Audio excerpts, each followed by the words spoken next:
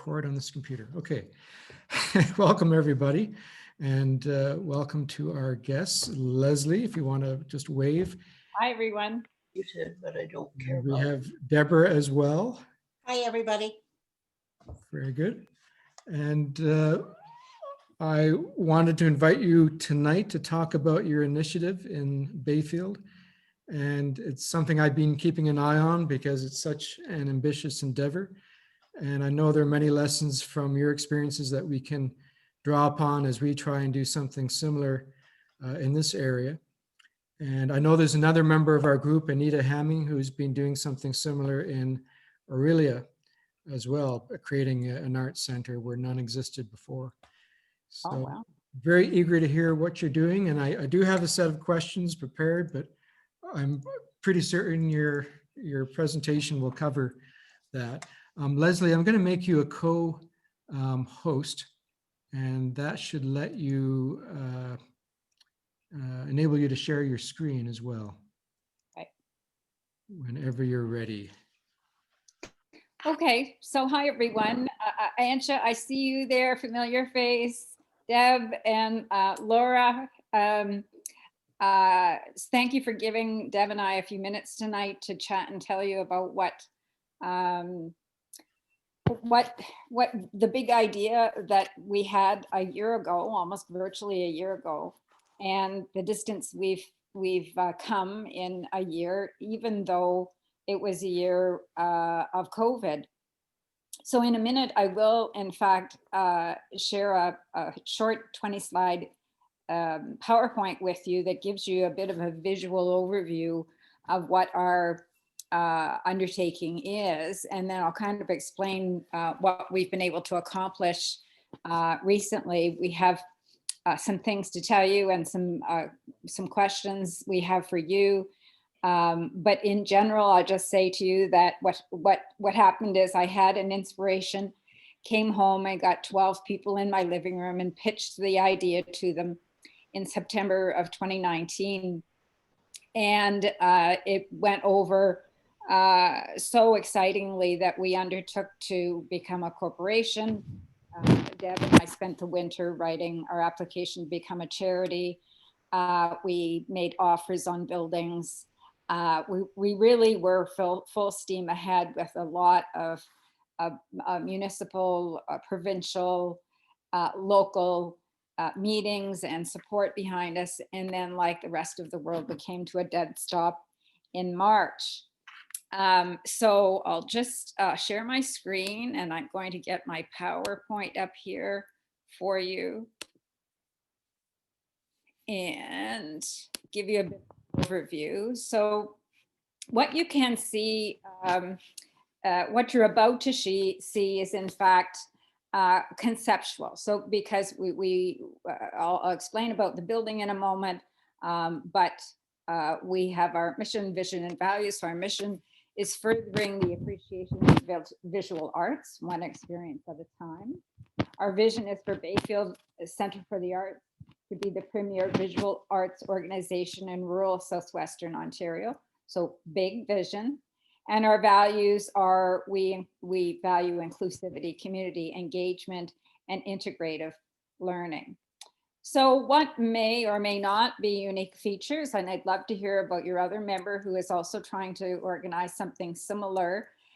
We will be an organization for both children and adults at all levels of all visual art mediums, which will include master classes, what we're calling master classes, which would be classes put on by very accomplished instructors for advanced participants, which would we would be hopefully attracting instructors provincially, nationally, and internationally.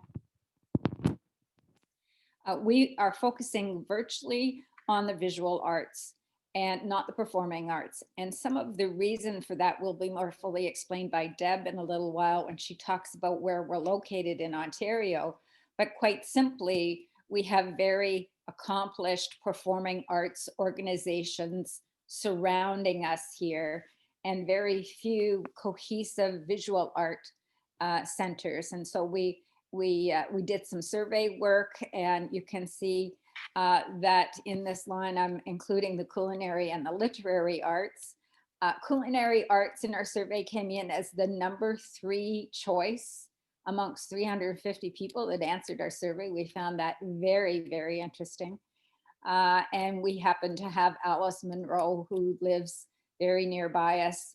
So part of the Alice Munro Literary Festival every year. So we're going to include that. So include or inclusive is a term that you may find us being repetitive for everyone at every age.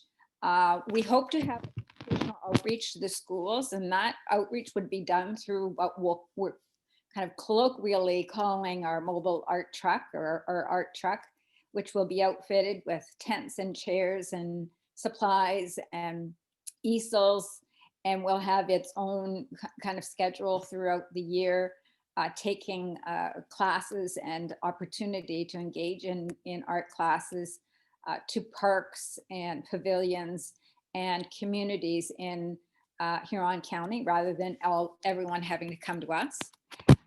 And we will, in fact, have an art gallery. And how our art gallery will be different is the mandate is not for the art gallery to sell art per se, but rather for the art gallery to host traveling exhibitions through the ROM, the AGO, the National Gallery, bringing art to Southwestern Ontario and Huron County in order to allow people to see art that they may not otherwise have an opportunity to because they can't get to those communities.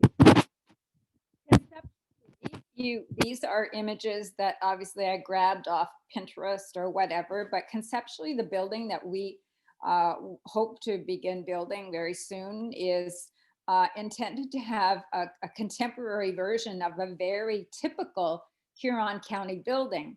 So I'm hoping what is bringing to mind for you is it's a barn. And so we hope to have a big clear spanned contemporary barn in a very sharp, kind of visually stimulating, sustainable build from building practices standpoint, lots of glazing, etc. So, kind of a very attractive, unusual building, and yet inspired by barns. We hope to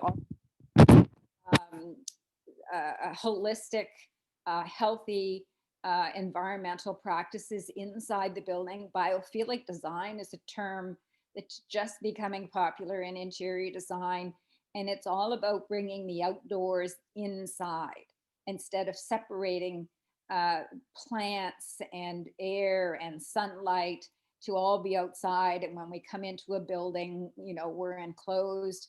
Biophilic design is about the inside to outside experience.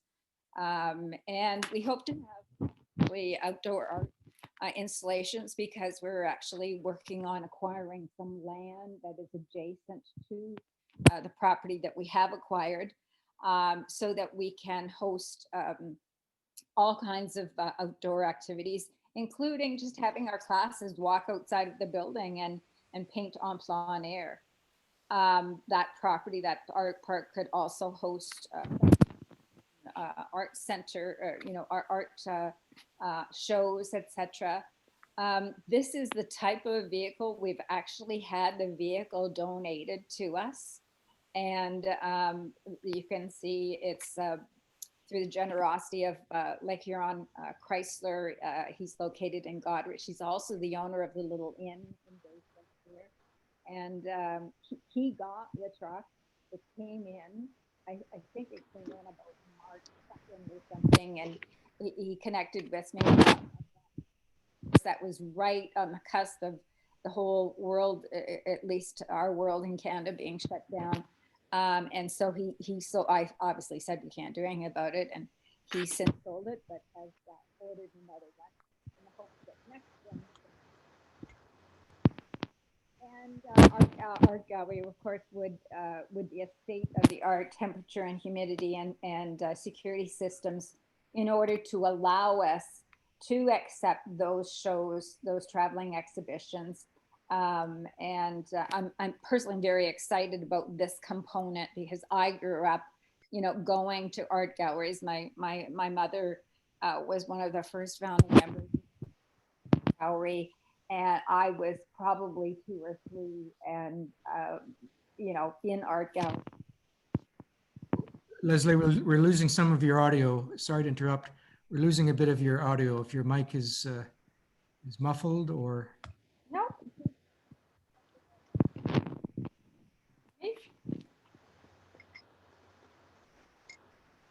Everybody hear me okay? Yeah, that's good. Okay, I didn't do anything. Maybe it was just the Oh. connection. That could be just the connection. I'm just going to mute anyone who is not muted yet, so Leslie can continue. That should be a bit better. Okay, so we will have an on-site cafe. The cafe will double as a prep kitchen for some of the space in the gallery to be able to be rented for small weddings or other gatherings.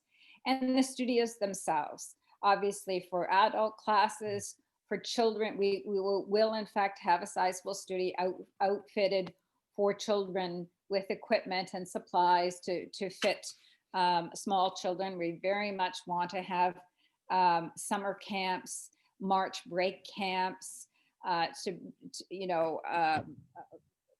day camps, all of those types of things in this area.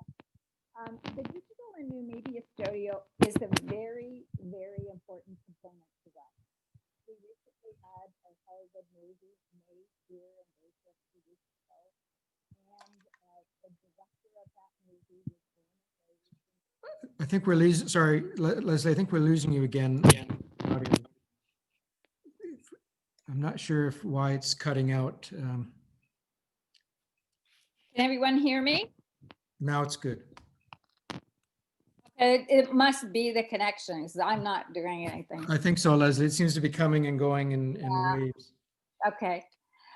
So the new media studio would be obviously a fairly large studio, would be outfitted with all of the equipment that in fact would allow people to edit movies, do coding, animation, etc. And that's part of the contribution that this director is going to make.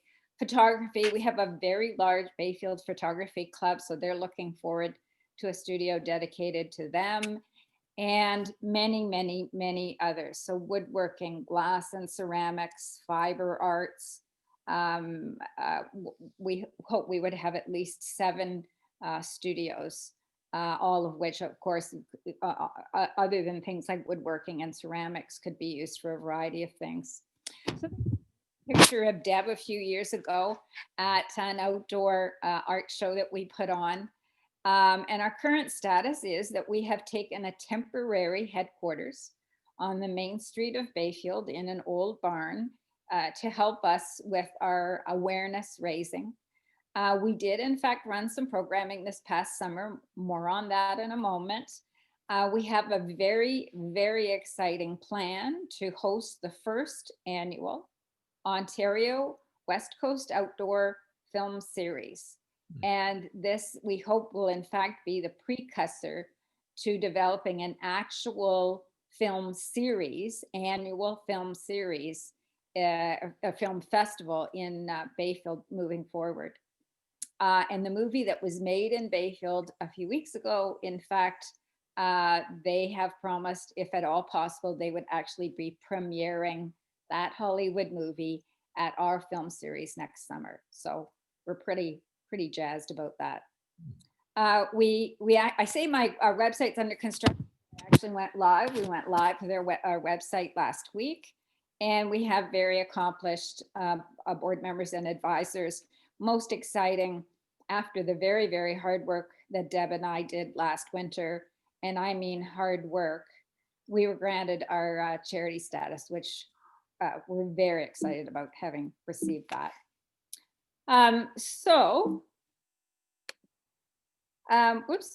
Our next steps are to get some government monies and endorsements. We're looking to hire a fundraising chairperson.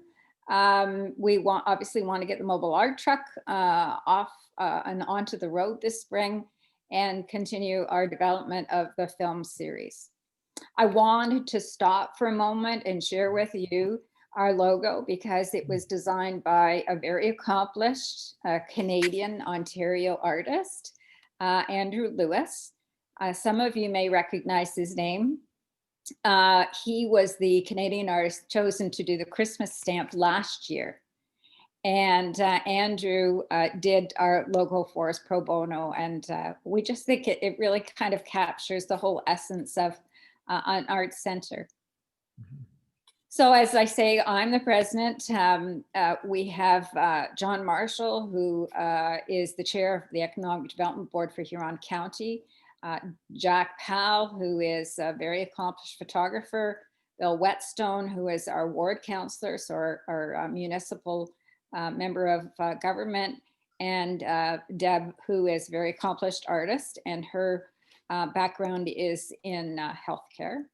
And you can see Brad Turner and Jessica Patel. So those are the people who were here a week ago filming this Hollywood movie.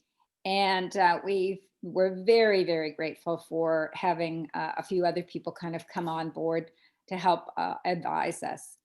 Other than that, what I just want to share with you is that we actually had, I'll cancel my screen and just speak to you. So about a month ago, after we had decided because of COVID that we could not fundraise and couldn't move forward with the purchase of the building that we had an offer on, we let the offer go. And we felt we really didn't know how it would manifest again, but I never gave up. I actually found someone willing and very eager to ensure that our vision came to life. And his name is Mac Voisin, and his partner's name is Marcella Bahar. And Marcella is a very accomplished Canadian ceramic and glass artist. And they have donated the money to purchase 2 properties for us. And they have secured the ideal location for us here in Bayfield. And that just happened about a month ago. So it's been kind of head-spinningly exciting. We also were awarded our first grant through Huron County towards the film series that I mentioned earlier. And we were able to host some COVID-friendly programming once Ontario went into stage 3 of restrictions. I think that was late August or something. Deb and I put together some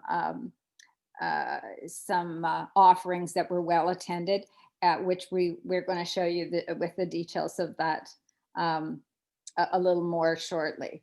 And then lastly, we're just working on our programming for next year in the hopes that everything we will plan as though we're still in COVID restrictions, with the hope that the world would be a healthier place and we could have more people, and more people would be willing and feel safe to participate in the social and cultural benefits that we all know art brings us.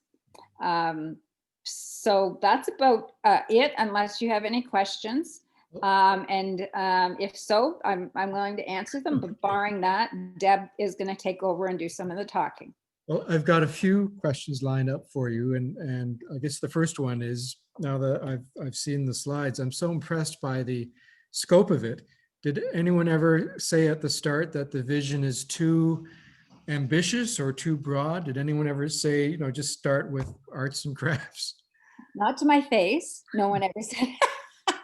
They may have been thinking it. But the truth was that we had many meetings, and by many, I mean, I think over the course of 6 weeks, I must have had 40 or 50 meetings with a variety of people and groups and communities and businesses and politicians. And every single one of them more or less said to me, this is perfect. This is brilliant. What can we do to help? At the time, I didn't have anyone say, I have money to give you. No, I tend to think, and you can ask Deb this question, but I tend to think what we did is we just manifested something that a lot of other people never really kind of cohesively put together the way we did. But once we did, everybody said, like, yes, this makes so much sense for Bayfield and Huron County. It makes me think a bit of the Stratford Festival in Stratford, beginning with the tent and then going into a big theater festival. And when you were imagining what it could be, did anyone ever say, show me the business case, or? Yes, absolutely. And I wrote the business plan, and we did a 5-year operational budget and a capital budget. And we did, and just to kind of fast forward a little bit, I will tell you that I believe we were successful in attracting the donor that we did, because they say success is when preparation and opportunity meet.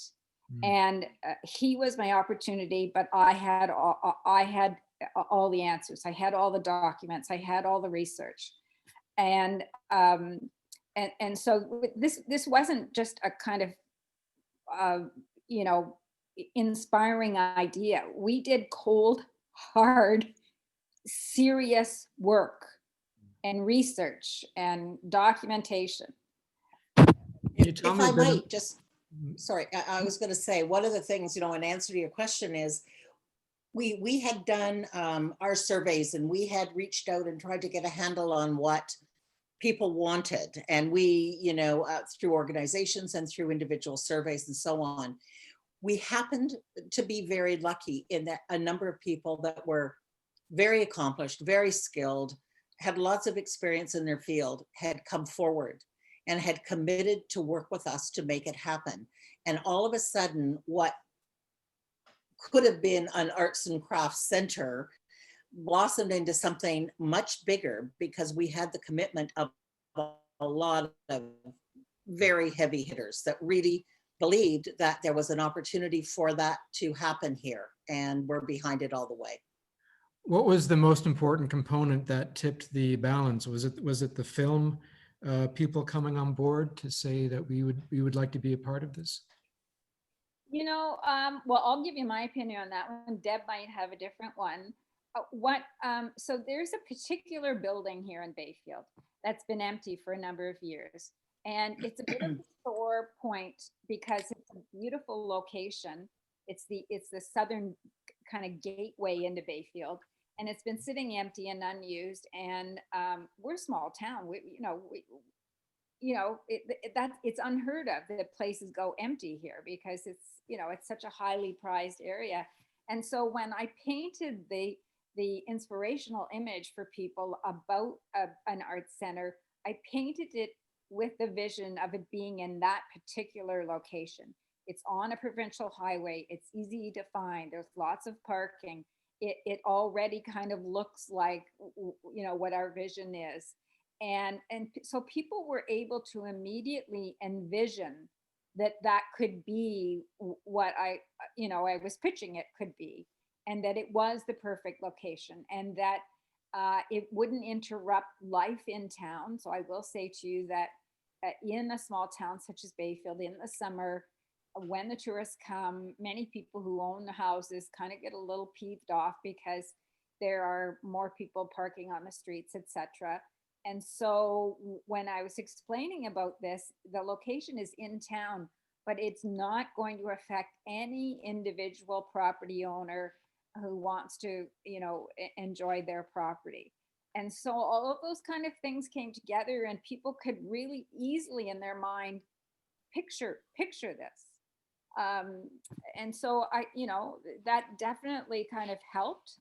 And as Deb said, we did have a Brad Turner, who is the Hollywood director, born here, wanting to help manifest our vision, and who's staying involved.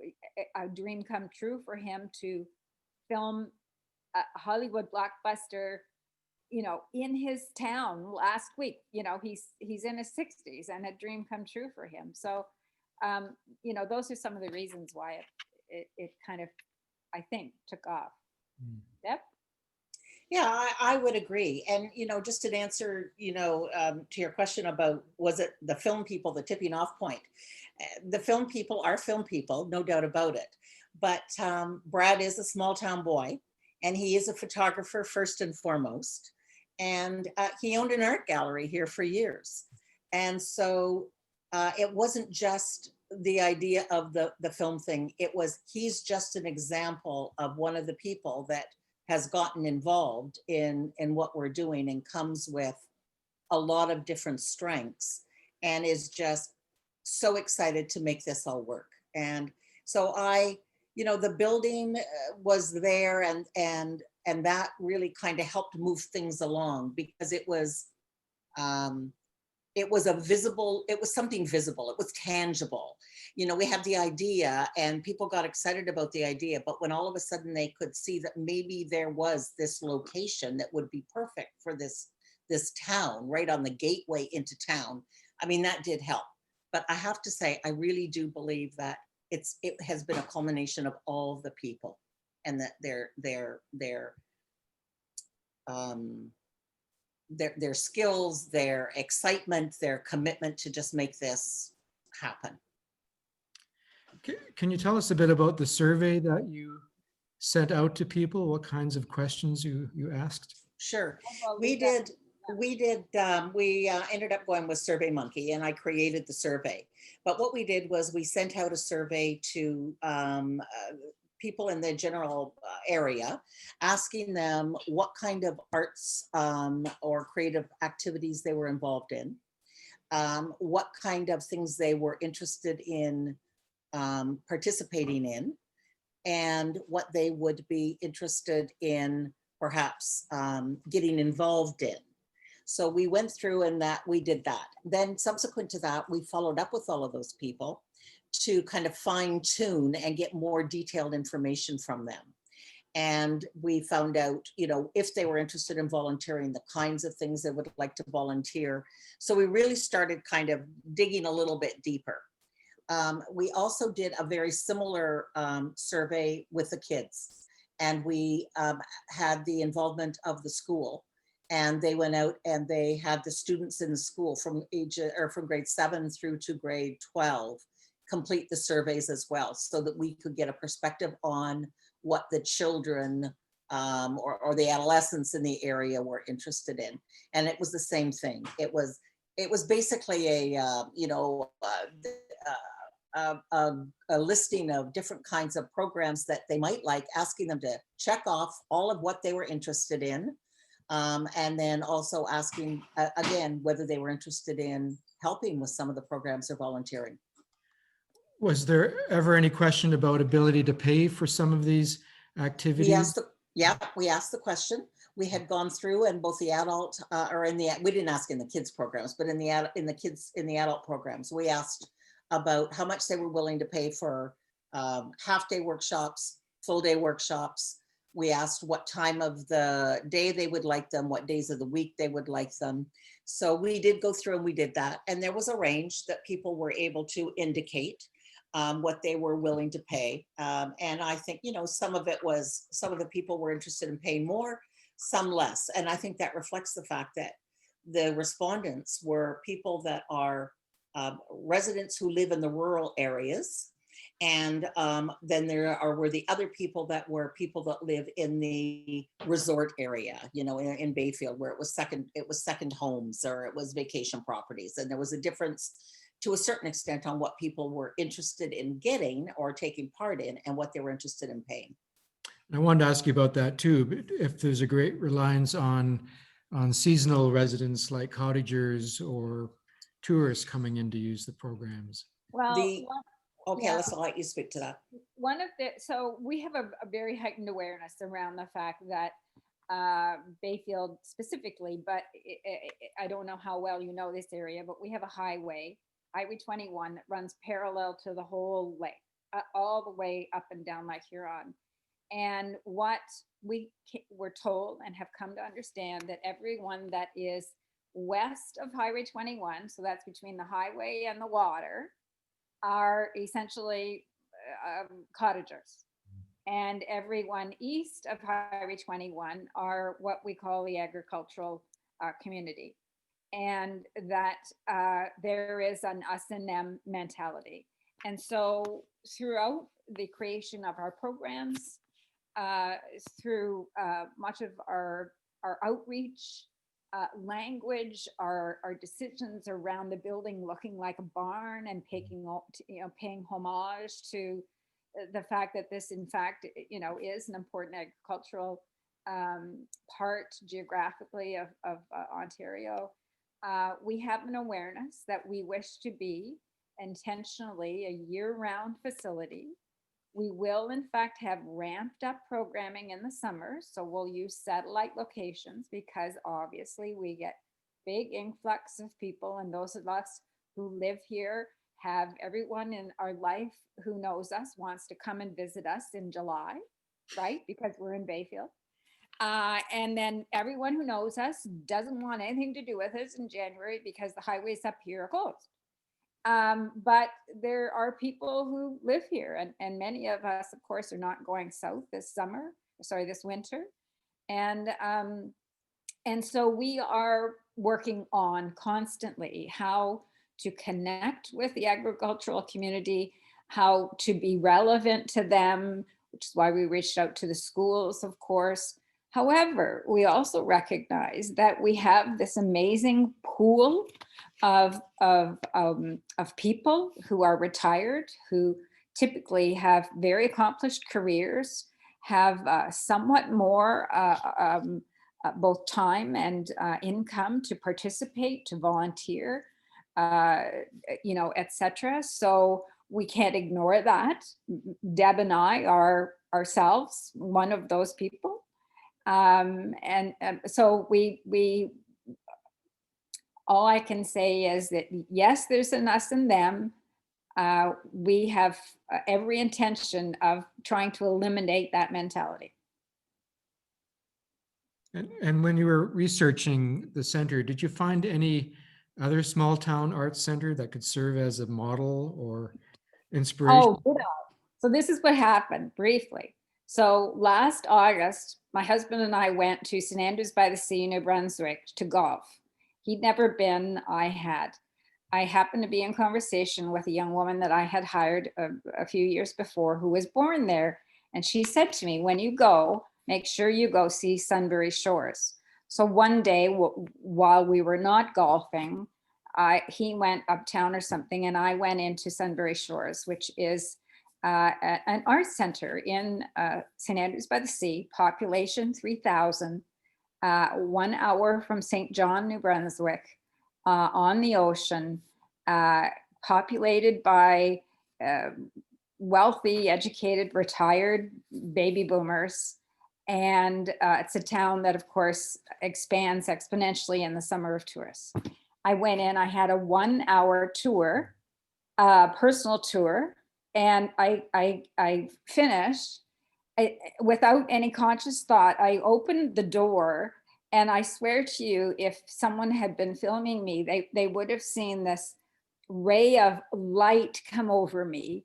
My husband's standing on the street, and I opened the door, and out of my mouth came the words, "We can do this in Bayfield." Because what had coalesced for me was, this is a waterside community. This is 3,000 people. This is retired people. This is an hour from a city. And Sunbury Shores in St. Andrews by the Sea is, get this, 63 years old. Wow. It started when the town had a little over 300 people. So it's a sustainable business model in a town in Canada. And of course, there's many, many others, but that one in particular is what stimulated me. Deb? And then, of course, Les came back and she's telling me, and of course, I'm relating to my story. And my story is that I winter in a place in California, which is, well, I usually do, which is called Borrego Springs. And it's a little town of 3,000 in the low desert. It's an hour and a half from Palm Springs. It's an hour and a half over the mountains from San Diego.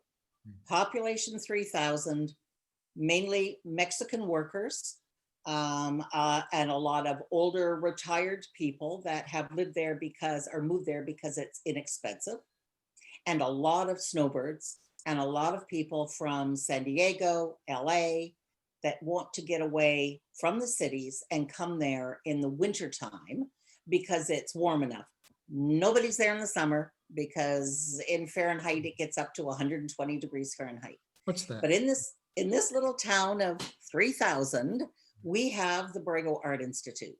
We have a pottery center, which people come from all over to work in, to visit. We have a lot of very accomplished artists that live in that town, primarily during the winter months, and they leave. So it's a very similar kind of story. It's a resort town, which is very seasonal, you know, surrounded by rural agricultural kind of area, or in you know, because we're very close to the Imperial Valley and so on. And it's a very interesting model that works very well there. And I might point out, has started a film festival, which started 7 years ago, and started with, I think it was 7 years ago, might have been longer, I can't remember. Started with one movie, and it was a movie that had been filmed in the Borrego, Anza Borrego Desert, which was Desert Rats with, who was it? Richard Burton. And it was filmed there, and that was their first show that they showed that first year.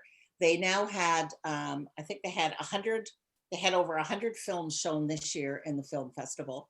They had a number of thousand films that were submitted, and it was sold out, you know, 2 months in advance of the festival. And it's a very similar model to, you know, what we're looking at doing here.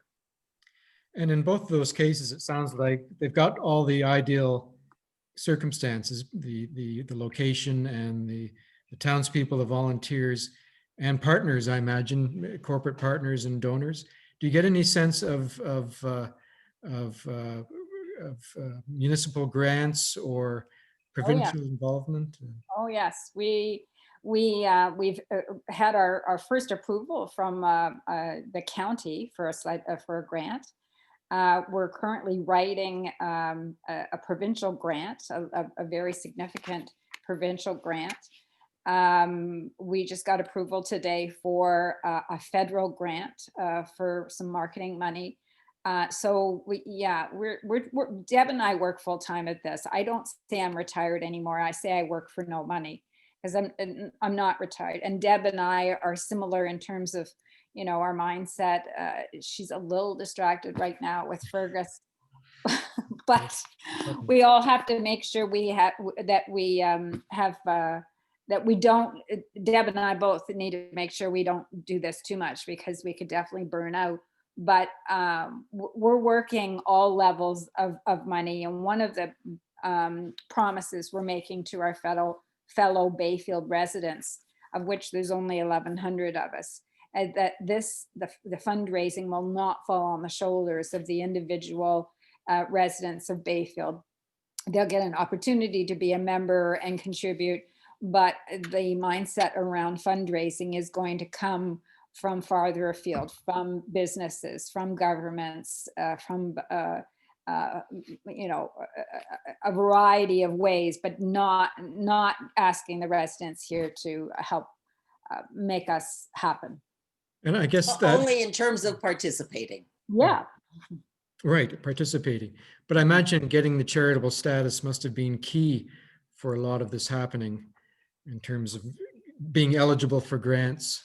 Oh, well, yeah. Now, not-for-profits, many not-for-profits are eligible for grants, but where the charitable status makes a huge difference is for donations, because people obviously would like a charitable receipt to help with their tax. And because we had that happen a month before I actually had the conversation with our current donor, that was all in place. It was just another piece that was in place that helped tip him over and say, you know, I want to give you money. I want to make this happen.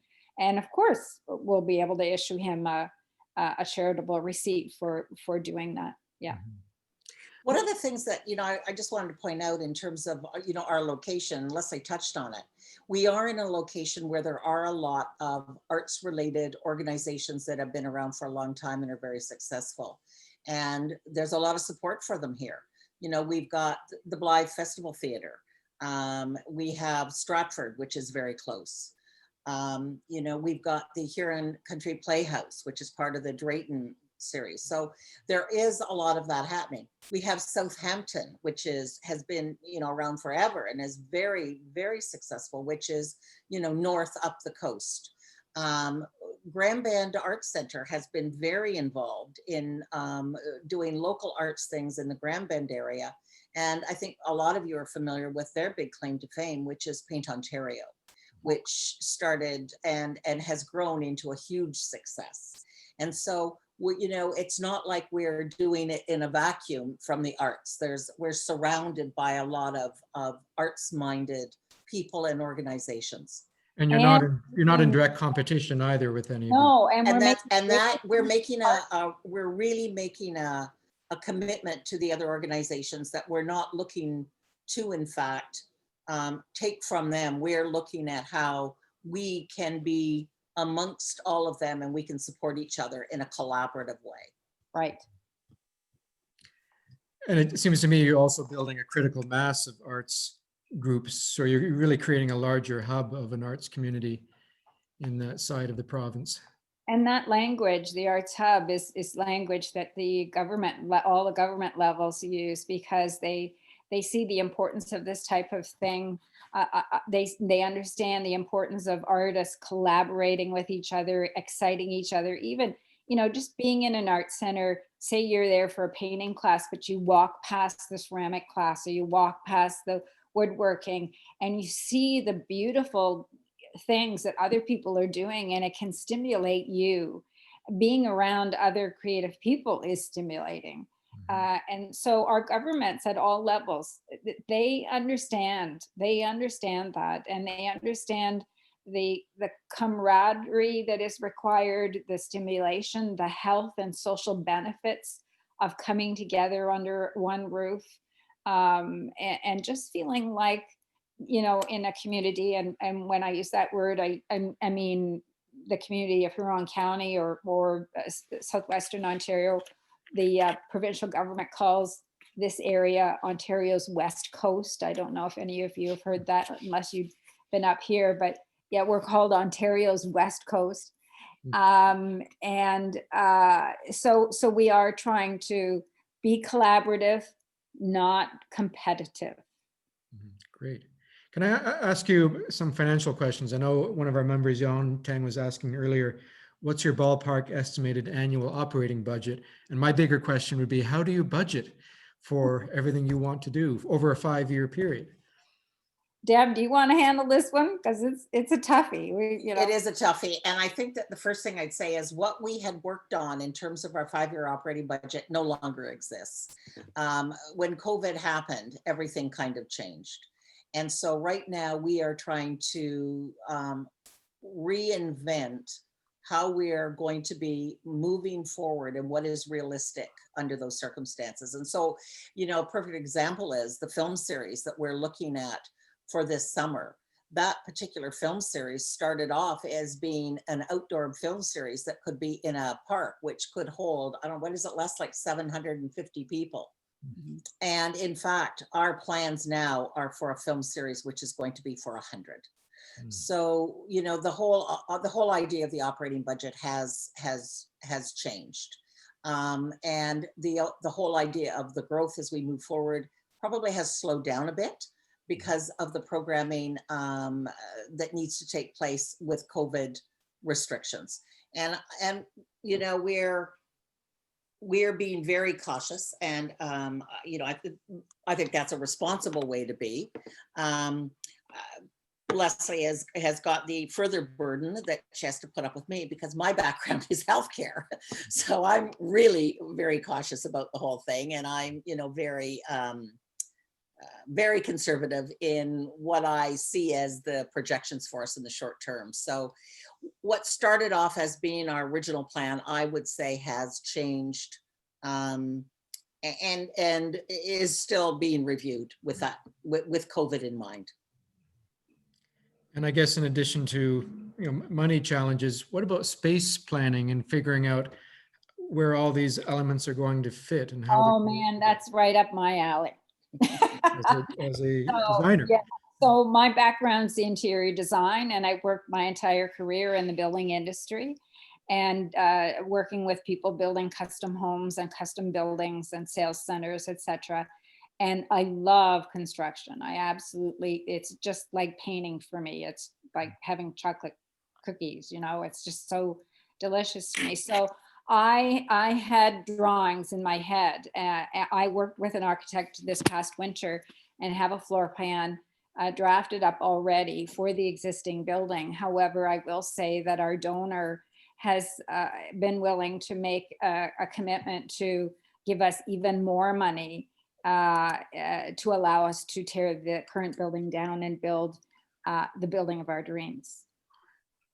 So that's just like, it's so exciting. So, we have research on, Deb and I have both, I have personally attended, I counted them up, 11 different art centers in North America and one in Mexico. And Deb's been to others, and we have people that have been to others. We have a really solid understanding of the space required for ceramic studios and painting studios and children's studios, etc. And so now what we will be doing is we'll probably be having a competition, an architectural competition. I'll write up an RFP, based on our lot and, all of the parameters around the construction aspect.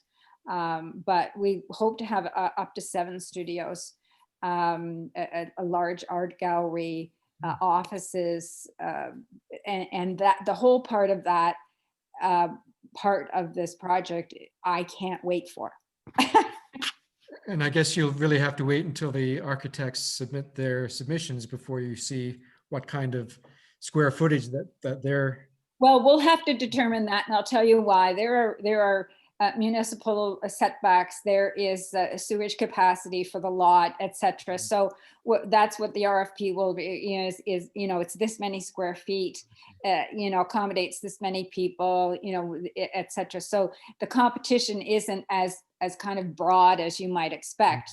But what their vision for it might be once they accommodate those things could be inspirational. And do you provide the budget or a kind of a Yes range and of? no. Yes and no. If they come up with something incredibly inventive and creative in terms of exterior siding, or if they go overboard with glazing, and components that can drive the budget up. On the other hand, before we go into this, and even at this point during the process last winter when I was working with the architect, I gathered estimates per square foot for renovation and new build, and that's my background. I mean, I understand that, and so it's not like we have no idea. We do have some idea. Some of the things we don't have ideas about are things like, what does a state-of-the-art security system for this art gallery cost? What does the state-of-the-art HVAC and humidity system cost in order to be allowed to have these traveling exhibitions? Those are components I have no idea of, that we'll have to get estimates for. And then that would include insurance as well. Oh, big time insurance, and yeah, many components to this. Yeah. Now, I will say to you, if people are kind of wondering, is this a $30 million project or a $5 million? It's not a 30. It's in the range of a $5 million project. And so, that's doable in terms of millions. It's a doable project.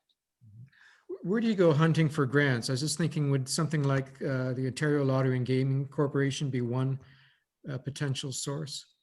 Not necessarily. Deb, do you want to answer that one? She handles a Sure. lot. excuse me, there's a wide variety of sources for grant money. Some of it we're not eligible for yet, and we will not be until we're up and running for 2 years. So there is money through the Trillium Foundation. There is money through the federal government. The federal government, for the most part, most of the grants through the federal government are a 2-year kind of thing, where you have to have been up and running for a couple years.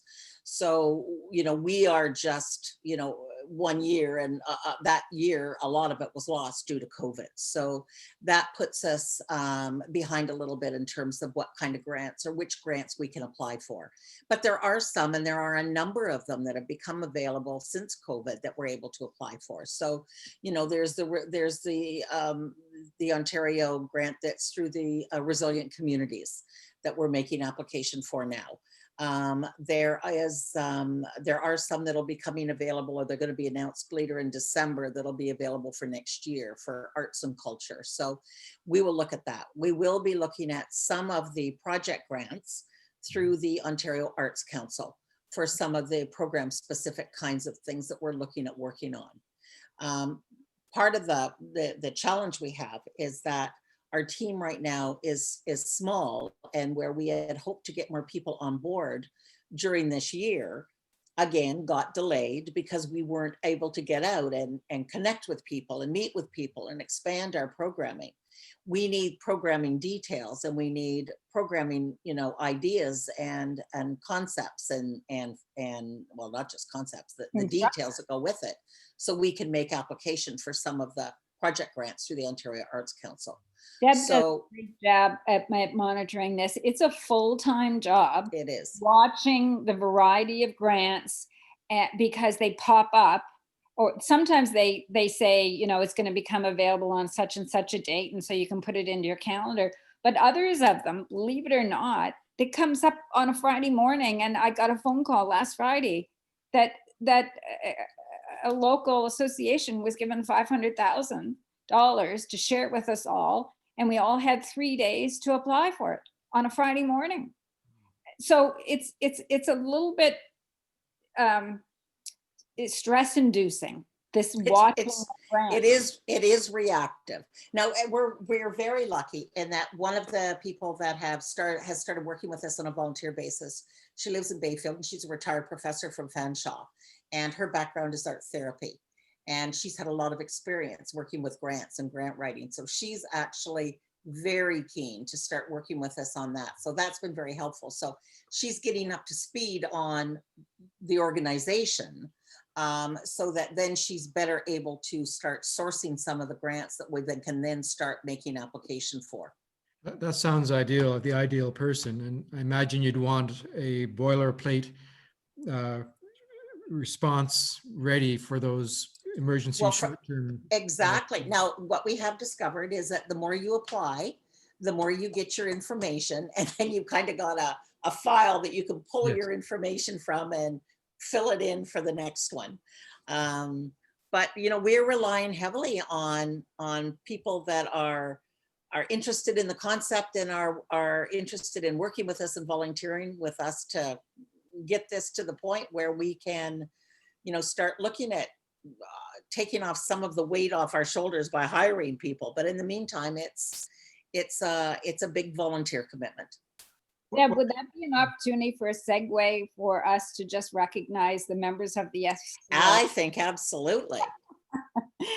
So I just wanted to share with you that that there's 3 members of your current membership who actually helped us out already.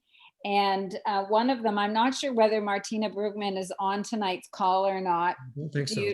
No, okay. So Martina is quite accomplished. She actually had an art gallery here in Bayfield at one point. And it was at that point when she had the art gallery that she and Deb and I became friends, because Deb and I had started the Bayfield Artists Guild, of which Martina became a member. And Martina is quite accomplished at painting the beautiful kind of shoreline of Huron County and how the water laps up onto the sand. That she's donated a large version of one of those paintings to us. And I'm currently housing it just to take care of it in my house until We are, in fact, operating for a full year so that we can get a gaming license so that we can run a raffle for that painting. So she's given it to us so we can raise funds. So that was one of your members. One of our, our very first class was given by one of your members, and it was really the most satisfying day. So Antia Martin over Welland. Wave, Antia. And she agreed. I reached out to Antia, and she had been a member of the Bayfield Artists Guild as well. And I reached out to her, and she was super excited. And she came and did a full day, but 2-part watercolor workshop, and which sold out very quickly. And we held it in one of our local pavilions, and what you might, coming from the cities, might think of as kind of park picnic pavilions. So it has a roof, it has municipal washrooms, it has picnic tables. And our pavilion happens to be right beside the lake. You can, hear the water rolling in. And so it went very well. And Antia was not only very kind to offer her skills for a small stipend, but in fact subsequently made a donation to us as well. So she's really behind us all the way. And I just have to say to all of you that Antia gave a great class. People loved it, and we were just so grateful for that. And then that went so well that I had another inspiration to ask another friend who is a member, and that's Laura Dirk, and she's on this call tonight as well. Hey, Laura. Wave, Laura. And Laura's in London, so she's has often driven in to paint here in Bayfield because she loves the lake. And she put together a painting, the abstracting the landscape and teaching us, again, a sold out class, people how she does her very unique style of expressive painting. And it filled up very quickly. So I texted her one night and said, this is filling up pretty fast, like for all the work you're going to, would you stay and do a second one? She said yes, right away. So she was here 2 days in a row. Both classes sold out very quickly in the same pavilion. So I just want to recognize those 3 people and just tell you those are the type of people that we have been coming across, over the course of this past year. People willing and enthusiastic and generous, and wanting to help us be a success. So thank you to all 3 of you. It's very impressive. And I also hope there's a way for our group and our members to visit the center as exhibiting artists maybe, or exhibiting instructors. All of this bit, Bob. So I'll let Deb kind of finish the call. She's going to talk to you about how you could, in fact, help us. She has a little list of things of Great idea. the things we need. And so, Deb. So we're in the process of planning for our winter, spring, and next summer workshops. And we are looking for people that are interested in coming to Bayfield that would be willing to instruct. We're looking at doing them here in town. We're looking at doing them in some of the satellite locations. So if anybody is interested in teaching some classes for us, we would love to hear from you, because that is something that we're really looking for, is a good base of instructors to come in a variety of different mediums, a variety of different types of visual arts. So anybody who is interested in coming and teaching, I would love to hear from you. Get in touch with Leslie and I and let us know. If anybody is interested in helping us with this endeavor and would like to volunteer in some way, whether it's distance or whether it's, because you're close by, or you come in the summer and you visit, or you want to come in the summer and visit, please let us know. If anybody wants to get involved with the film series, it's something a little different. It's going to be a very exciting time for us, and there's going to be lots of opportunities. So that would be great. We do have an exhibition that we're planning for next summer as a bit of a fundraiser. We're calling it the Year of the Barn. because a barn is big in our life this year. And so we've asked people if they would be interested in submitting a 12 by 12 painting that we are able to put on display, and we are going to have an auction of those items. So if anybody is interested in contributing to the year of the barn by painting a barn anywhere, you know, it can be a barn in Huron County, it can be a barn outside of Toronto, it can be a barn up north. So, you know, anything, we would love to have your barns to put on display. So those are a few of the things, you know, that we're Do you have a hoping for. deadline for that, March 15th. March 15th? March 15th. And if anyone's interested, they just need to email me, and then I'll send you the outline very easily. If everyone right now has a pen in your hand, you can email me at lsquirrell. Squirrel is SQUIRRELL at bayfieldarts.ca. I feel like that was a commercial, the way they do it on Hold TV. on. You did it very well, Oh, Leslie. now operators are standing by. And we are looking at doing some exhibitions. One of the exhibitions that we had originally planned to offer or to have this summer was, we were looking at doing, because our charitable purpose has to do with the education and appreciation of the visual arts. We wanted to do a bit of an exhibition where we would be having a display of artwork that would be shown in our gallery. That would be, and we were going to do it in a variety of locations in town, in terms of like conference space. And what we wanted to do was have an exhibition which was showing some of the works of some of the award-winning artists that are known in Southwestern Ontario, and actually having a display of their work and having an educational component where they would come and they would talk about, you know, their inspiration, their motivation, perhaps their technique. So it was more of an opportunity for us to introduce people in the Bayfield area in Huron County to some artwork that is being done by artists that are you know, accomplished in Ontario, and learn about what it is they do. So that's the kind of exhibition that we're looking at doing, more so than an exhibition where work is available and for sale, because we're trying not to compete with the local galleries in town. Mm-hmm, mm-hmm. It makes perfect sense.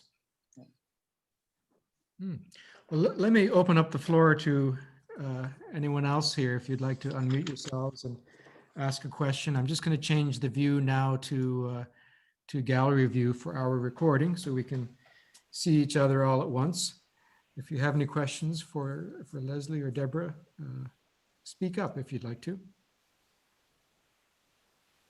And go ahead. And if not, we'll draw the meeting to a close in a moment. I have a chat coming through to repeat the email address. Oh. So that's lsquirrell, that's LSQUIRRELL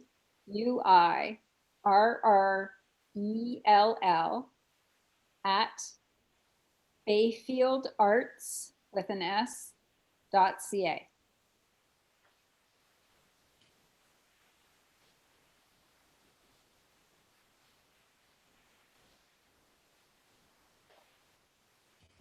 And I guess Well, you we could must also have type really it in. covered it I have well. a question, I- actually. Sorry, Leslie, may I? I'm at the board of directors at the Southampton Arts Center. And what we are trying to do is to integrate arts of all kinds. So really have people involved from the community and so on. So of course, not as big as you are trying to do that, but how can we be somehow involved with the new Bayfield Center of the Arts? Well, that's a really good question, because as we had said earlier, what one of our mandates is to be collaborative instead of competitive. And I believe that, you know, when there's more available in a certain area for people to come and do, it benefits all of us. And as you know, Southampton is just up the highway that I talked about. So you're north of us, and Paint Ontario is south of us. So there's a lot of art on Highway 21. And so that might take a little bit of a conversation about how we could share, especially because you're established, very, very well established. The South Anderson Art School has been um, uh, operating, I think, for more than 50 years. And we're still at the 62. inception. Yeah, we're still at the inception stage. And so you would have more to offer us than we would have to offer you. Would be a little bit uneven right now. But why don't we just? No, it's just, yeah, let's talk. It doesn't have to be here. Yeah, But what I said, we try to be open and integrative to all kinds of concepts as well. So right. Leslie, great. I was thinking out in Prince Edward County, out by Belleville, they have something called the Arts Trail. So I could just envision your West Coast Arts Trail, because each of your areas are a significant drive in that it's not just 5 minutes. And I know because I've got family in kind of each of those points, but I mean, you go to Grand Bend, you're still, another 40 minutes, 35 minutes up to get to Bayfield, then another hour or so to get to Southampton. So there's gaps along there, so they're not right next to each other, but it's almost like a trail all the way up 21, like you said, and ends up in Owen Sound, where the Group of Seven has a gallery. Exactly.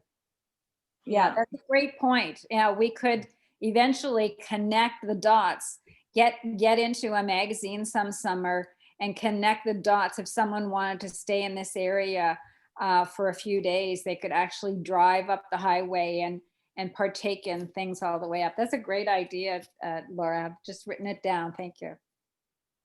Me too. Yeah. I've heard of things like that in the States, where they also use it as a way to revive the economy in depressed areas. They'll have a trail of communities, and artists will travel from one community to the next, and tourists follow, art collectors follow, and it's a way of driving business. So they get a great deal of support among the communities for that.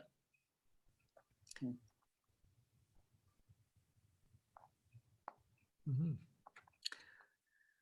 Well, everybody, thank you very much for joining us. Thank you, Deborah and Leslie. And Could I just say one more thing? I'd just like to extend an invitation to anybody who is traveling, in this direction. If you, would like to come to Bayfield and meet us and see the barn that we're currently operating out of, and hear more about what we're doing, and get a chance to see around our little town, and maybe visit some of the galleries and meet with some of the gallery owners to see if there's an opportunity here for you.